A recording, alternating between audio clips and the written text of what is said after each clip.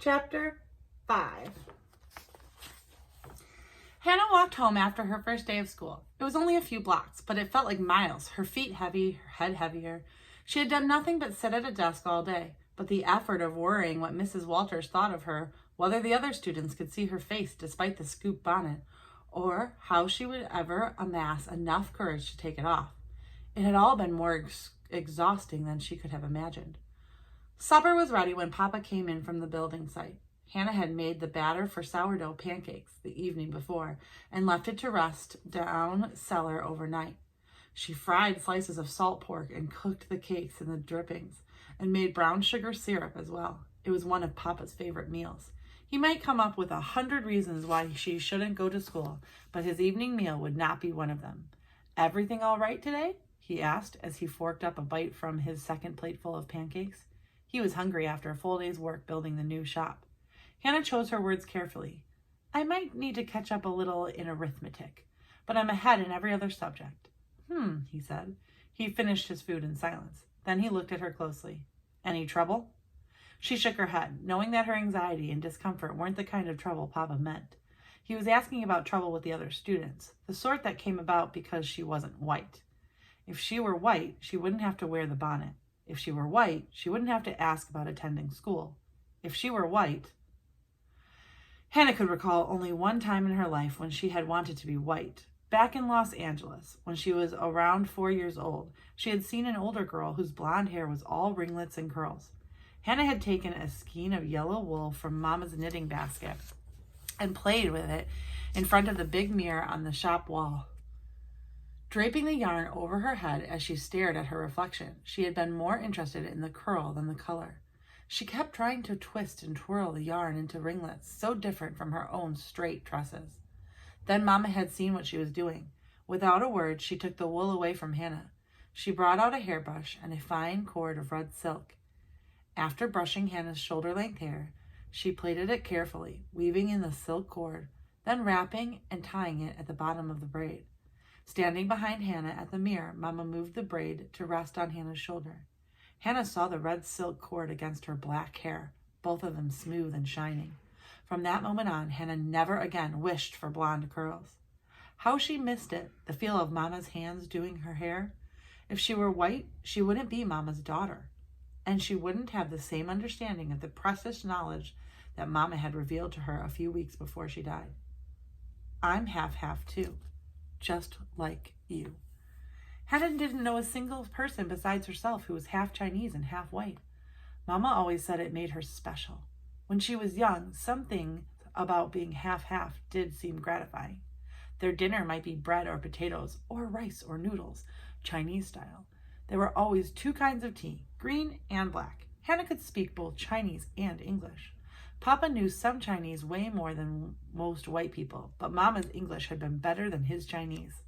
So as a family, they had always spoken English. When it was just Hannah and Mama on their own, they usually spoke Chinese. But Hannah had not spoken Chinese for more than a year now, since leaving Salt Lake City's Chinatown. Sometimes she felt that she could almost see her Chinese slipping away, the words flittering around the edges of her memory and then flying off one by one. Most of the time, being half Asian and half white was special in a hurtful way. White people, except for Mrs. Lorna and a few of her church friends, didn't like Hannah because she wasn't white. Chinese people accepted her, but didn't like Papa because he was... Hannah's Chinese half was what Mama had given her. How could she ever wish that away? But why did her being half and half bother other people so much? Then she learned that Mama too was half and half. At the time, Mama's lungs were so bad that she was spending most of the day wrapped in the brown and red plaid shawl and huddled in the rocking chair. When she spoke, she had to strain for mouthfuls of air between words. Hannah recalled what Mama had said without those painful gaps. "China is a big, very big. Chinese people are all different. North, south, mountain people, river people, rice people, noodle people. Americans don't know this. They think all Chinese are the same." Mama told Hannah stories about China, about temples and palaces with roofs of gold, about rice that grew in water up to its knees, the greenest green you could ever imagine, about dragons and phoenixes, emperors and princesses, jades and pearls. Family stories too. Hannah learned about her grandmother, Mama's mother, who could embroider flowers and butterflies that you would swear were alive, and her grandfather, a merchant who traveled hundreds of miles every year to gather and sell a precious plant. Yansam, Mama said. She asked her for paper and pencil, then wrote a Chinese word and showed it to Hannah. It looks like a man, head, arms, legs, grows like a potato. In the ground? Hannah asked. Like a root? Root, yes, for medicine. Mama pulled the shawl more tightly around her. Listen, she said. I never told you this. My papa, he was not Chinese. He came to China from another place, a beautiful place, a secret place called Korea. Americans don't know that place. Hannah frowned, thinking hard. It's another country? Yes. So your mama was Chinese, but your papa? Yes. Korean, Mama smiled at her. I'm half-half too, just like you.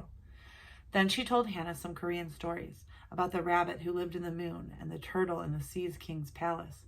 How it was Koreans who had invented chopsticks and made the most beautiful poetry in the world. Mama didn't know very many Korean words. She had spoken Chinese with her parents, but she was still proud of being half Korean. Your name is Hannah because of your grandmother, Mama said. Your white grandmother. Hannah knew that. Papa's mother, who lived in Tennessee, her name was Hannah. But for another reason, too. In Korean, Hana means one. Mama held up her index finger. First, daughter. Best. Number one, daughter. She wrote another Chinese character. Girl like me, half like me. The character means double happiness. That's you. You are my double happiness. That memory was an enormous comfort to Hannah, one that she would take with her to school the next day. When Hannah approached the schoolhouse in the morning, the oldest boys were playing catch in the yard while the younger pupils watched. The biggest girls were likely inside already. I'm one of the big girls, so I ought to go in. Hannah's steps slowed. Such a struggle. When something as simple as going into a building made her heart pound and her stomach twist. But she forced herself to take another step, and another, and still another, until at last she was over the threshold and in the lean-to, which served as an entry to the schoolroom. The lean-to had shelves and a double row of pegs along two of its walls, with coal bin in one corner, empty now except for a layer of coal dust. The schoolroom door was cracked open. Hannah heard voices on the other side. Think of any other reason. It's by far the simplest and most logical. It just makes sense. The second voice was Dolly's. The first one, maybe Margaret's. I don't see the use of guessing. That was Bess. Oh, fiddle, Dolly again. It's her own fault for wearing it. She must have known it would make people wonder. And if it's not a horrible birthmark, it's probably some kind of nasty scar. Hannah went stone cold still. They were talking about her, wondering why she hadn't taken off her bonnet the day before. Her head down, she stared at the books in her arms. The hem of her sleeve was turned up a little, revealing the tiny lotus she had embroidered there. Not what I planned. I wanted to make at least one friend first. Rotten eggs. It'll be a lot harder this way. But Mama would say, that doesn't give me an excuse not to try. She shifted the book so she could touch the stitches off the lotus on the sleeve and smooth the fabric into place. Inhaling sharply, she went back to the lean-to's threshold and kicked the door frame loud enough to be heard in the schoolroom. The talk stopped at once. Hannah sat her books down on a shelf. She took off the bonnet and hung it on a peg. The space around her suddenly felt enormous, her face and head now exposed. She inhaled deeply and breathed out with a whoosh. Then she squared her shoulders and stepped into the schoolroom. Keeping her gaze straight ahead, she walked the few paces to her desk. Out of the corner of her eye, she saw the reactions of the other girls. Margaret drew back a step. Edith stayed where she was. Bess turned toward Hannah, the smallest of movements, so subtle that Hannah thought she might have imagined it. And Dolly? Dolly's mouth and eyes were perfect circles of astonishment. Plainly, it hadn't been occurred to her to try to disguise her surprise. She might be more honest than the others, or not as well brought up. The air was so heavy with tension that when Miss Walters spoke, her voice seemed muffled. Good morning, Hannah, she said. I'm just going to ring the bell now. Good morning, Hannah replied. She was startled that her own voice sounded quite calm. Quickly, she slid into her seat and opened her reader. For the moment, it seemed that the girls were following Mrs. Walters' example, acting as if nothing was out of the ordinary. They made their way to their desk as the bell rang and the other students began entering. Hannah didn't dare steal a glance at Dolly's face. The youngest pupils moved toward the front of the room. None of them took any notice of her. But as the older boys went to their places across the center aisles, Hannah heard whispering. She kept her eyes resolutely on her book, and as those whispers seemed to crawl down her spine. "Quiet, please," Mrs. Walters said firmly. "Fifth reader, class.